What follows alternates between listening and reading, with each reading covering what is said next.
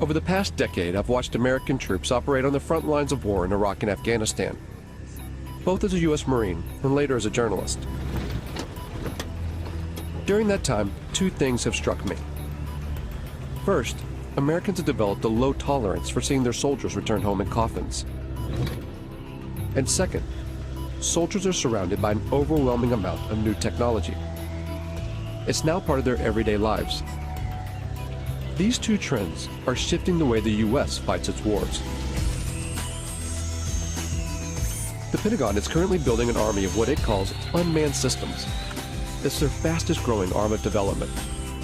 And there's a momentum to create machines with more autonomous capabilities, robots which can take certain decisions themselves. But what will this new era of warfare look like? And do the legal and political structures exist to deal with it? These are big meta changes that are happening in war that we've got to wrap our heads around. So I see this as a very major threat to respect for human rights. What is war going to look like when it's robot versus robot? Who wins that war, and how can you even tell?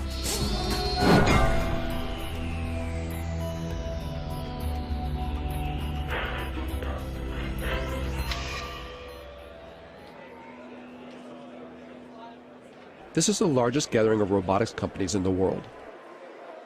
It's organized by AUVSI, the Association of Unmanned Vehicle Systems International. So these are successfully used in operations at the reactors. Hundreds of private corporations and university researchers are here to show off their latest cutting-edge inventions. And so there's things that we can actually pick up with the gripper, use them to defuse a bomb, and then put them back. They're all either selling their products or soliciting funds for their projects.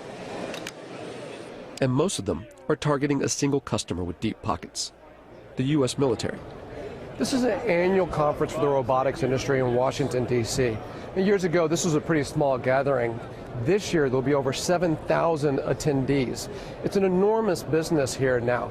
It covers everything. You'd be surprised what you could find. Everything from unmanned boat ships, submarines, to armed drone helicopters. And just the air portion of the robotics or unmanned industries this year will be worth $7 billion.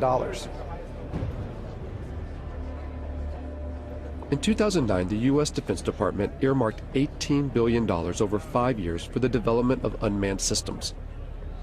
This boom in military robotics comes off the back of the so-called global war on terror. The wars in Iraq and Afghanistan, along with lethal action in Pakistan and Libya, have created a political and strategic space for unmanned robotic systems. It's not a situation where you're in these big, formation operations or fights.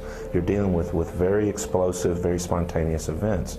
So you need something that's watching all the time and something that's very adaptable to be able to move from one location to another very quickly. The U.S. Air Force is presently training more unmanned systems operators than it's training manned fighter plane and manned bomber plane pilots put together. But that actually makes perfect sense because they're actually buying more unmanned systems than they're buying manned fighter planes or manned bomber planes. The number of drones in use by the U.S. military has surged from a handful in 2001 to over 7,000 today, and the number of ground robots has shot from 0 to 12,000.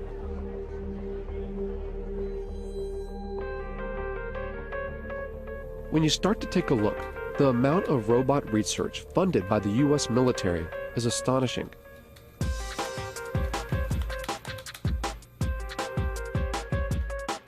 Fault Lines put in more than 100 requests and follow-ups to the Pentagon, military contractors, private robotics companies, and university research labs. But gaining access to see how these tax dollars are put into use isn't easy. When we could actually get a response, it was almost always a firm no. After several months of chasing, only a handful agreed to allow us to film.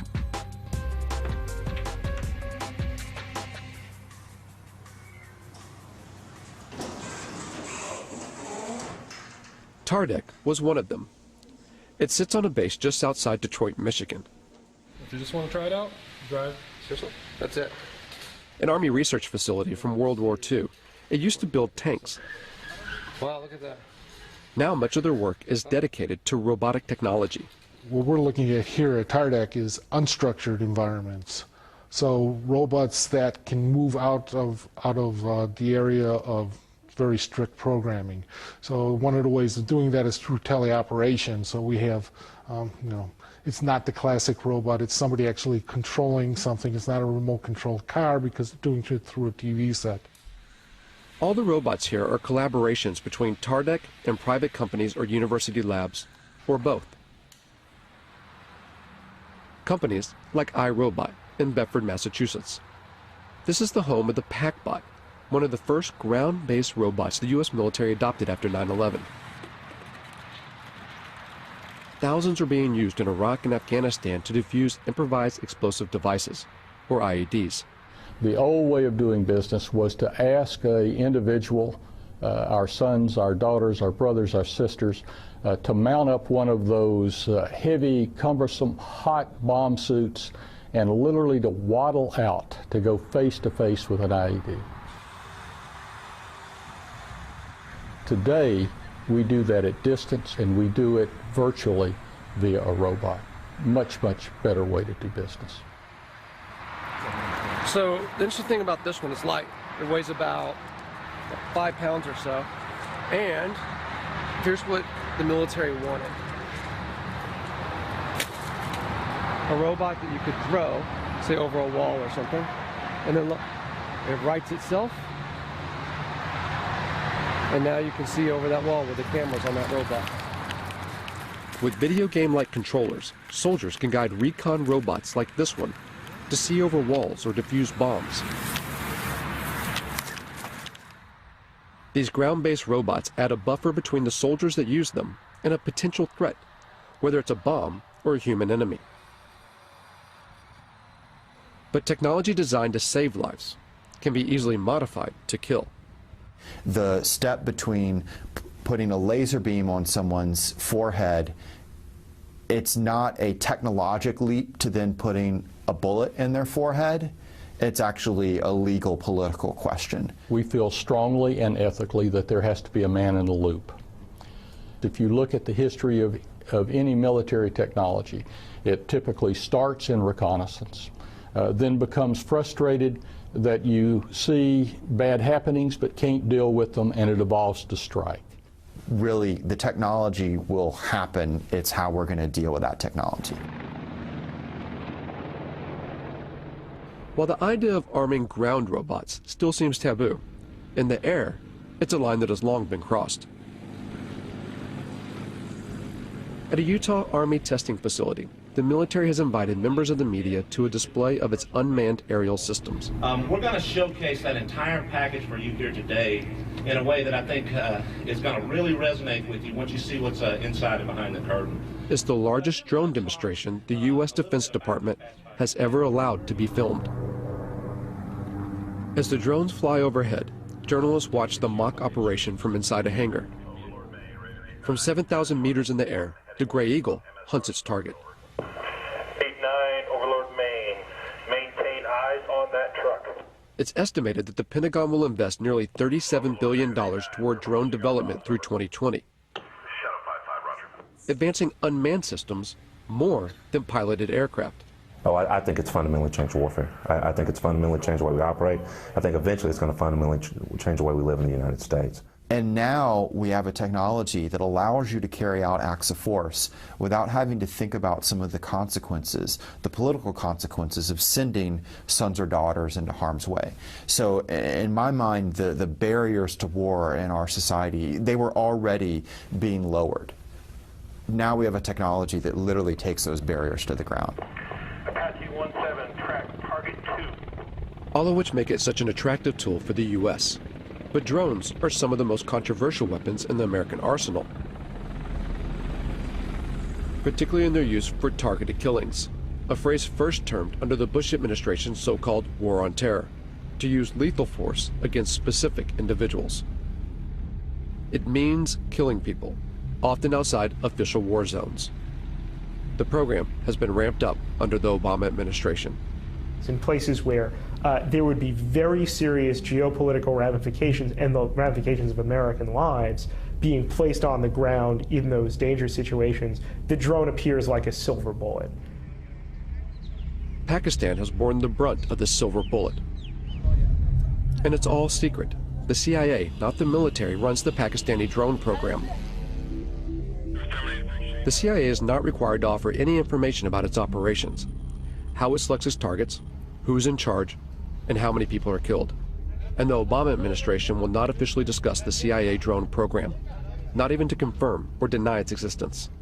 If they can't even say the word, where's the accountability? How could we even know how well this program is working, even if you want to put aside the questions about whether we should be using drones as instruments of war? There's just so little transparency and so much opacity when it comes to this program, when it belongs to the CIA, that some people now think if it belonged to the military, you could at least get more insight into how it works and then debate about whether it should be run this way. Reportedly, civilians and private contractors control the CIA drones, pushing a button from their offices thousands of miles away in Langley, Virginia. At the time this film was made, there have been 308 drone strikes reported in Pakistan since 2004. 256 of those under President Obama. That figure could be far higher. Over 200 strikes hit the region of Waziristan alone, roughly one attack every 4 days. Conservative estimates put the total number of deaths around 2,900. Of those, over 750 were civilians, including 175 children. And at least 1,100 people have been injured. The CIA and the Obama administration have extended these strikes to Yemen and Somalia, and according to recent U.S. diplomatic cables released by WikiLeaks, the United States is building secret drone bases in places like Ethiopia and the Seychelles, an indication that Washington wants to increase surveillance and strikes in the region. At least a dozen strikes have been carried out in Yemen, one of which in late September killed Anwar al-Awlaki, an American-born imam with alleged ties to al-Qaeda. The willingness to target and kill a U.S. citizen provides just one example of how this secret war often operates beyond recognized legal boundaries. If a intelligence operation carries out an airstrike that goes awry, that accidentally kills civilians, that violates the rules of engagement, there's not a court-martial process set up for that. There is, in my view, at the end of the day, no accountability for what is going on now. Philip Alston spent 6 years studying the legality of the U.S. drone program for the United Nations Human Rights Council. The congressional committees have, as far as anyone knows, never exercised oversight in any specific way in relation to these killings. He says that the American government's justification for the strikes, self-defense in response to 9/11, even now, 10 years later, is a manipulation of the international laws governing conflict.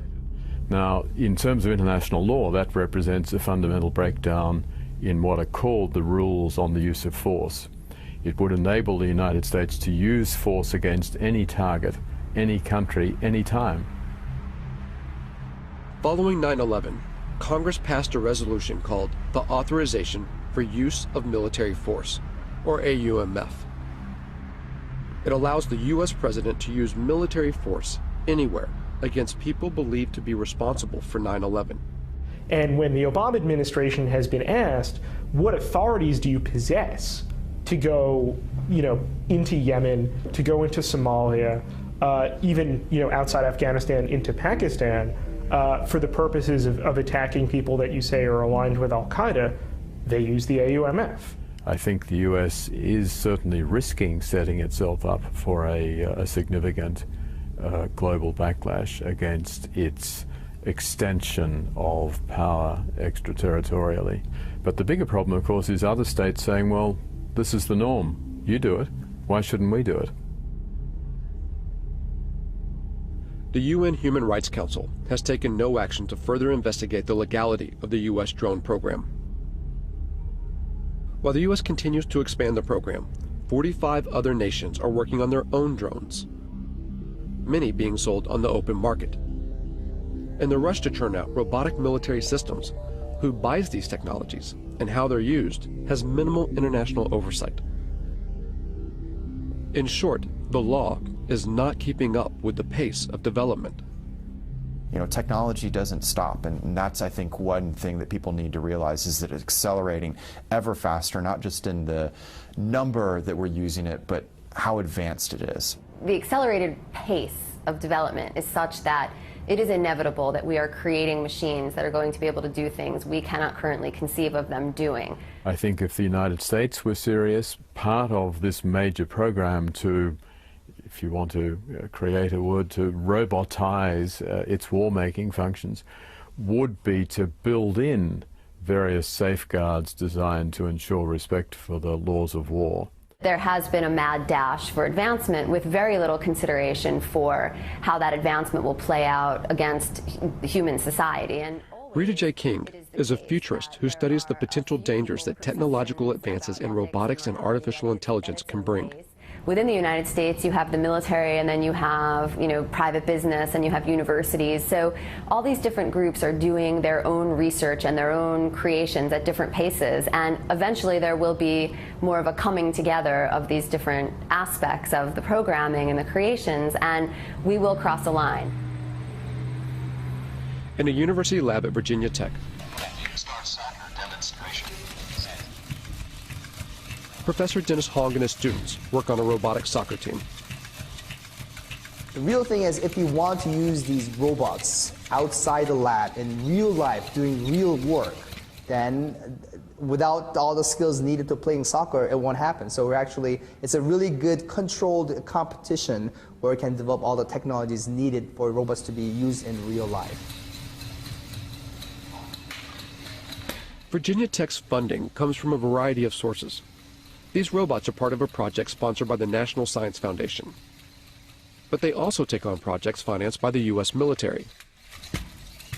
So as a research lab, the technology we develop, we want the society to be using our technology. Of course, many of our robotics projects, most of them, if not all of them, are to really help the society.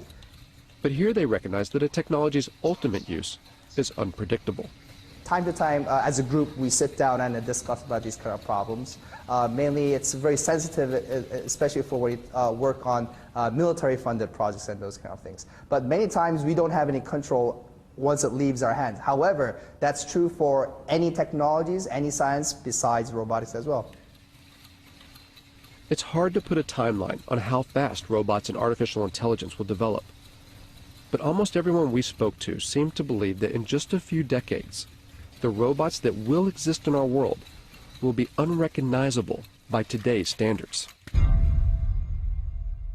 I think the probability is virtually one, a certainty, that machines will be as intelligent as people, that we will have intelligent robots, that robots will be ubiquitous. So then the consensus of people in the industry is somewhere around 2025, 2030, and even if you were to say, oh, that's optimistic, so maybe it's 2050. Maybe some of us won't be around to see it, perhaps, but it's not that far in the future. It's not 1,000 years. It's not 500 years. It's certainly not never. When people say machines will never be as smart as people, never is a very long time. The robots that we create could, of course, eventually will become much smarter than we are. And because they're smarter than us, we won't be able to conceive of how smart they are. And we'll have no control over that. And I don't think our brains are really equipped to accept the enormity of what that means, because we do find ourselves intelligent now. Science fiction stories have always made predictions about conflict between machines and people. The way to avoid that is for humans to always be at least as intelligent as their machines. While we may not know exactly if or when robots will become as intelligent as humans, at AUVSI, the talk of autonomy, of military robots taking more decisions by themselves, is growing. Work on the next generation of autonomy, maybe before it's really needed, to show where it can go. General Riggs talked about unfair advantage, and I'm in full agreement with him. We want unfair advantage. We want lots of unfair advantage. Why shouldn't we? And unmanned systems, and especially weaponized unmanned systems, clearly provide a huge advantage.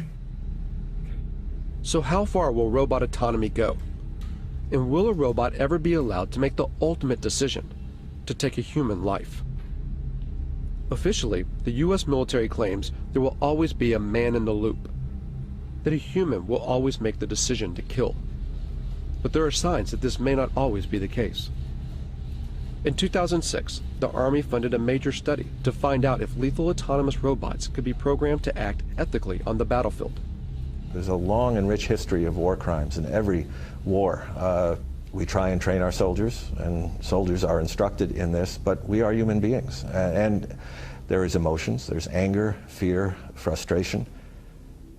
We don't have to put those in autonomous systems. We can engineer out the emotions that get in the way. Ron Arkin, a professor at Georgia Tech, worked on this study and argues that robots can be more ethical than human soldiers, even in decisions to kill, by programming in what he calls bounded morality.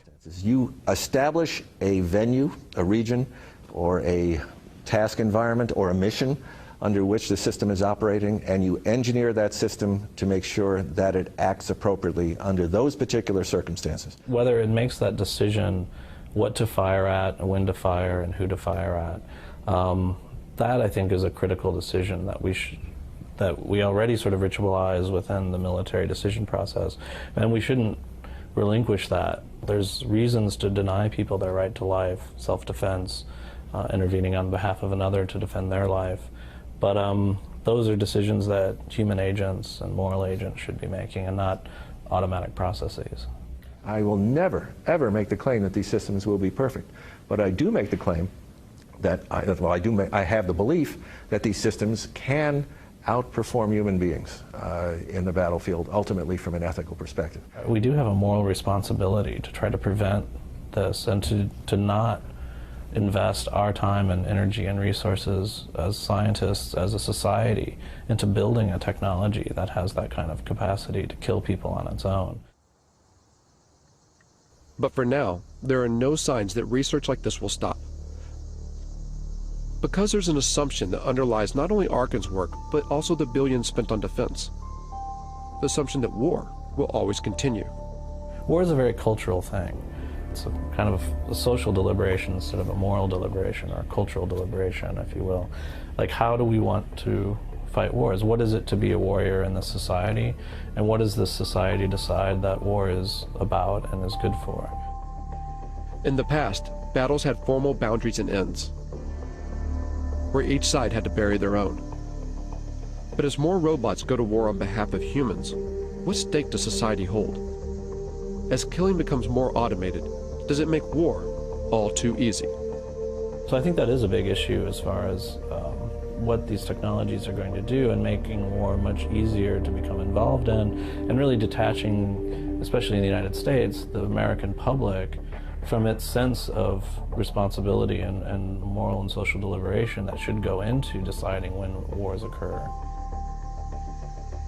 A lot of people say, well, why don't we stop working on this technology? There's a problem, though. You'd have to stop science. It means you'd also have to first stop war and stop capitalism.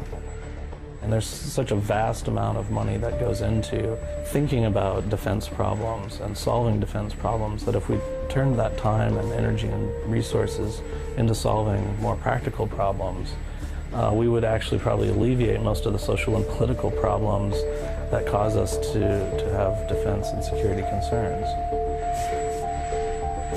And the fact of the matter is that most of the funding that's going into robot research, of course, is to create a better war machine. And to what end? It demonstrates how far we are from the sort of intelligence we need to build robots that can help us instead of hurt us.